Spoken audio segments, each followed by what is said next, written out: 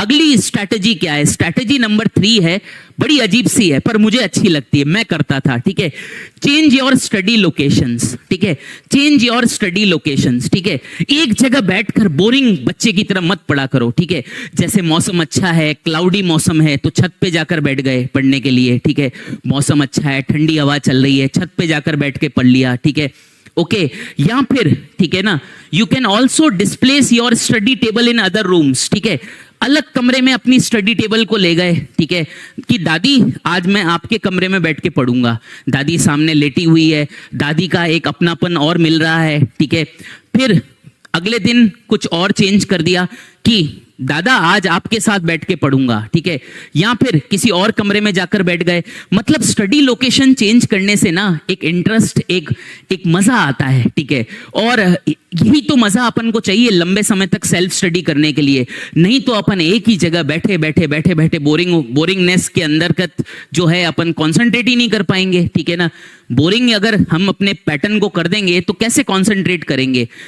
सामने किताब तो खुली हुई है पर उसे पढ़ ही नहीं रहे, ठीक है। सामने बुक ओपन है पर अपन कुछ कर ही नहीं रहे, आप समझ रहे हैं, सोच कुछ और रहे हैं, ठीक है। किताब सामने खुली हुई है, हार्मोन का मैकेनिज्म खुला हुआ है, पेज खुला ही है, 1 घंटे से कुछ किया ही नहीं है। तो इसलिए हमें क्या है, हमें स्टडी लोकेशंस बदलनी चाहिए कभी कभी, ठीक है। चेंज कर सकते हो आप एक कमरे से दूसरे कमरे में, बस इतना ध्यान रखना कि जिस कमरे में जाकर बैठ रहे हो वहां पर टीवी ना चल रहा हो, रेडियो ना चल रहा हो, बहुत तेज आवाज ना हो, लोग ज्यादा ना हो, ये थोड़ा सा मेंटेन करना, क्योंकि टीवी चल रहा है तो कैसे कंसंट्रेट करोगे। तो ऐसे कमरे को सिलेक्ट करना जहां पर शांति हो। और ऐसा होता ही है, पूरा दिन कौन टीवी देखता है, ठीक है। जैसे दादी का कमरा है, दादी सुबह भजन सुनती हैं, उसके बाद दादी सो जाती हैं, ठीक है, तो आप उनके कमरे में जाकर बैठकर पढ़ने लग गए, ठीक है। इस तरीके से आप अपनी लोकेशन बदलोगे तो एक इंटरेस्ट बना रहेगा और मजा आएगा पढ़ाई करने में, ठीक है। आप एक लाइब्रेरी भी चूज कर सकते हो, ठीक है। जैसे मैं जहां रहता हूं, ठीक है, वहां पर 2 या 3 लाइब्रेरीज है, ठीक है। तो आप एक लाइब्रेरी का सब्सक्रिप्शन ले सकते हो और आप जो है लाइब्रेरी भी जाकर पढ़ सकते हो। जैसे मॉर्निंग आवर्स में जो है लाइब्रेरी जाकर जो है आप अपनी लाइव क्लास अटेंड कर सकते हो, ठीक है। घर में बैठे बैठे थोड़ा सा क्या होता है, नींद आने लगती है, थोड़ा सा आदमी स्लगिश हो जाता है, तो जैसे मॉर्निंग की लाइव क्लास जो है आप सुबह किसी लाइब्रेरी में जाकर अटेंड कर सकते हो। फोन ले जाओ या अपना टैबलेट ले जाओ और वहां पर जाकर अटेंड करो। उससे क्या होगा, आप दूसरों को देखोगे तो आपको मोटिवेशन आएगा कि देखो ये भी पढ़ रहा है तो मैं भी पढ़ता हूं, ठीक है। एंड अगर आप चाहो तो लाइव क्लास घर में अटेंड कर ली और बाकी शाम का जो शेड्यूल है उसमें कुछ आवर्स अपन ने लाइब्रेरी में जाकर पढ़ लिए, ठीक है। जब अपन दूसरों को पढ़ते हुए देखते हैं तो अपने में भी अंदर से आवाज आती है कि नहीं यार अपन को भी पढ़ना है, ठीक है। तो इसमें लिखा है ना कि you can also use a near by library for a change, studying with others can be motivating sometimes, ठीक है। मोटिवेशन तो मिलता है यार, जब अपन दूसरे को देखते हैं कि यार ये कितनी मेहनत कर रहा है तो थोड़ा सा अपने अंदर भी आता है कि यार पढ़ ले, तेरा भी कुछ हो जाएगा, ऐसे करके। कभी भी स्लीपिंग पोस्चर में नहीं पढ़ना चाहिए। लास्ट देखो लाल कलर में लिख रखा है, never study in a sleeping posture. Sleeping posture में कभी मत पढ़ो, समझे कि नहीं समझे। नींद आती रहेगी, उसमें कुछ आउटपुट नहीं निकलेगा, ठीक है। आइए बच्चों स्ट्रैटेजी नंबर 4 पर चलते हैं, ठीक है। Flash cards, make flash cards, ठीक है। This is strategy number 4। अब यार ये ससुरा फ्लैश कार्ड क्या होता है, ठीक है। देखो जो भी चीज याद नहीं हो पा रही है, ठीक है, या याद करने में फाइट आ रही है, ठीक है, तो आप क्या करें, आप जो है मेरे पास देखिए यहां पर साइड में जो है एक पेज रखा हुआ है, ठीक है। ये जो पेज है ये 70 to 100 GSM का एक पेज है, ठीक है। आप इससे मोटा पन्ना भी लेकर आ सकते हैं और आप इस पन्नों को जो है, इस पन्ने को 2 पीसेस में काट दें, ठीक है। और आप इन पन्नों में वो पॉइंट्स लिखें जो आप भूल जाते हैं अक्सर, ठीक है। फ्लैश कार्ड्स बनाने का फायदा ये होता है, कलरफुल तरीके से स्केच पेन लेकर कुछ इंपॉर्टेंट पॉइंट्स को नोट करें और इन फ्लैश कार्ड्स को कहीं पर चिपका दें या टेबल पर रख दें, जिससे आते जाते आपकी इन पॉइंट्स पर नजर पड़ती रहे और मैं श्योर हूं कि देखते देखते ये पॉइंट्स आपको रट जाएंगे, याद हो जाएंगे। तो ये फ्लैश कार्ड वाली स्ट्रेटेजी जो है ना बड़ी ऑसम है।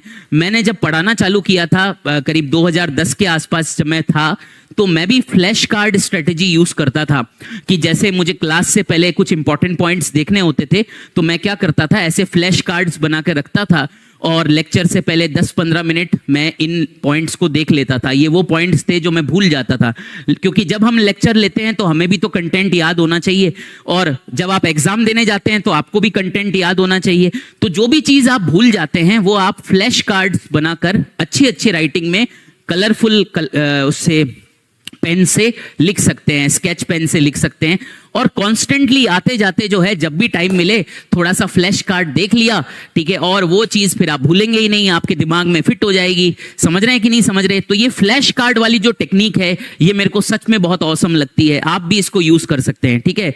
ओके, एक पॉइंट मैंने यहां पर लिखा है, don't write everything on flash cards, it will waste your time. सारे रजिस्टर को नहीं भरना है फ्लैश कार्ड में, ठीक है। फ्लैश कार्ड में उन्हीं पॉइंट्स को लिखना है जो आप भूल जाते हो, ठीक है। सारी चीजें नहीं लिखना, पता चला कि ऐसे करके 100 फ्लैश कार्ड बना लिए, वो तो टाइम की वेस्टेज है। Just make flash card for those topics which you forget, ठीक है, जो आप बार बार भूल रहे हो उसका फ्लैश कार्ड बना लो, ठीक है। आगे बढ़ें, तो ये है स्ट्रैटेजी नंबर 4, ठीक है। आइए अब आगे चलते हैं, ठीक है। पांचवी स्ट्रैटेजी क्या है? पांचवी स्ट्रैटेजी है, ठीक है, पेरेंटल एंड फ्रेंड सपोर्ट, ठीक है। पेरेंटल एंड फ्रेंड सपोर्ट बहुत ऑसम स्ट्रैटेजी है ये, मुझे बहुत प्यारी लगती है ये, ठीक है। जैसे क्या है, आपने एक चैप्टर जो है बायो का अभी अभी याद कर लिया, या कोई टॉपिक आपने बायो का याद किया है अभी अभी, या केमिस्ट्री की ऑर्गेनिक केमिस्ट्री में कोई रिएक्शन किया है, इनऑर्गेनिक केमिस्ट्री में कुछ लर्न किया है। अपने पापा के पास जाइए, बोलिए पापा ये कॉपी है, आप देख लीजिए कि मैं सही बोल रहा हूं कि नहीं बोल रहा। मैं ऐसा करता था जब मैं छोटा था, ठीक है। पापा मम्मी भाई बहन या घर में जो भी हैं उनको कॉपी पकड़ाकर आप जो है बोलो कि पापा अब मैं इसको बोल के बताऊंगा, ठीक है, आप देखना मैं सही बोल रहा हूं कि नहीं बोल रहा। और ऐसे करके उनके हाथ में कॉपी है, अब आप बात करने की, बोलने की कोशिश करो, टॉपिक को बोलो, ठीक है। जब आप टॉपिक को बोलोगे तो आपको पता चलेगा आपको टॉपिक सच में याद हुआ है कि नहीं हुआ, ठीक है। और अगर याद हो गया है, आपने पूरा बोल दिया है, तो पापा भी शाबाशी देंगे और आपको जो है कॉन्फिडेंस भी आएगा कि देख मेरे को पूरा टॉपिक याद है। मैं बताऊं बेटा, मैक्सिमम कंडीशंस में बायो में समझना तो जरूरी है, बट एट द एंड हमें याद ही करना पड़ता है, ओके। तो इसलिए आप अपने पापा मम्मी का या भाई बहन का सपोर्ट ले सकते हैं, ठीक है, और इस स्ट्रेटजी को यूज कर सकते हैं कि कोई चीज जो टफ लग रही है आपको, आपको लग रहा है कि याद हुई है कि नहीं हुई, अपने मम्मी को, पापा को या भाई बहन को कॉपी देकर बोलिए कि पापा आप सुनो मैं बोल रहा हूं, ठीक है, और आप बोलने का प्रयास करिए, ठीक है। इससे आपको पक्का पता चल जाएगा कि टॉपिक याद हुआ है कि नहीं हुआ। अगर याद नहीं हुआ है तो वापस याद करने का प्रयास करिए। अगला पॉइंट क्या है, you can discuss some topics with your friends, ठीक है। कोई अच्छा दोस्त होना बहुत जरूरी है, याद रखिए, और पढ़ाकू दोस्त होना बहुत जरूरी है। कोई अच्छा परफॉर्म कर रहा हो टेस्ट में, कोई आपका पड़ोसी हो, पढ़ने वाला कैंडिडेट हो, ऐसे को दोस्त बनाओ यार, ठीक है। उससे क्या होता है, दोस्त से आपको मोटिवेशन मिलता है, और जब वो दोस्त आपसे अच्छा कर रहा होता है तो आपको अंदर ऐसी फीलिंग आती है कि नहीं मेरे को भी अच्छा करना है, ठीक है। तो एक अच्छा दोस्त बनाओ, दोस्त के साथ इंपॉर्टेंट टॉपिक्स को डिस्कस करो, रोज नहीं, कभी कभार, वीक में एक बार संडे को किसी दोस्त के घर चले गए कि चलो यार आज जो है हम Newton's law of motion discuss करेंगे, और आपस में बैठकर आपने वो चैप्टर डिस्कस कर लिया। इससे उस चैप्टर को आप ज्यादा समय तक याद रख सकते हो, मेरा ये मानना है। जब भी हम कॉलेज में जो है फ्रेंड्स मिलकर किसी चीज को डिस्कस किया करते थे तो न केवल वो चीज हमें याद हो जाती थी, पर जो डिफिकल्ट प्रॉब्लम्स हैं वो भी सॉल्व हो जाती थी। तो इसलिए आप एक अच्छा दोस्त बनाएं, ठीक है, और आप मिलकर या टेलीफोन पर जो है कोई इंपॉर्टेंट टॉपिक जो है, ऐसा चैप्टर जो आपको डिफिकल्ट लगता है, आप अपने दोस्त के साथ मिलकर बात करके डिस्कस कर सकते हैं। उससे मेरे को श्योर लगता है कि वो चैप्टर या वो पॉइंट्स जो हैं आपको ज्यादा समय तक याद रहेंगे, और कुछ डिफिकल्ट प्रॉब्लम्स जो आप अकेले सॉल्व नहीं कर पा रहे हैं, दोस्त की हेल्प से सॉल्व हो जाएगी। दोस्त अगर पढ़ने लिखने वाला दोस्त है, अच्छा दोस्त है, तो वो आपको मोटिवेट ही करेगा कि आप भी मेहनत करो। तो अच्छे दोस्त होने बहुत जरूरी है, ओके। तो ये है स्ट्रैटेजी नंबर 5, ठीक है। अब अपन आगे चलते हैं स्ट्रैटेजी नंबर 6 की लिखा हुआ है कि what is not to be done. अपन को ना क्या नहीं करना है, ठीक है, क्या नहीं करना चाहिए, ठीक है। स्ट्रैटेजी नंबर 6 है कि what is not to be done, क्या मत करो।